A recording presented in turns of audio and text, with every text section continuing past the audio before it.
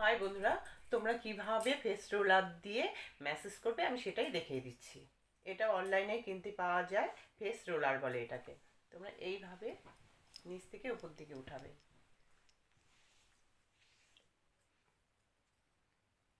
যাদের চামড়া একদম ঘুচো হয়ে গেছে, 40 বৎসরের উপরে যারা, তারা এটা দিয়ে করতে পারবে। এইভাবে করবে।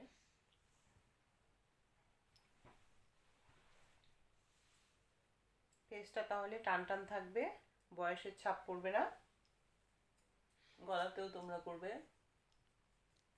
এটা বড়টা আর এটা ছোটটা হচ্ছে থুতনির এদিকে করবে।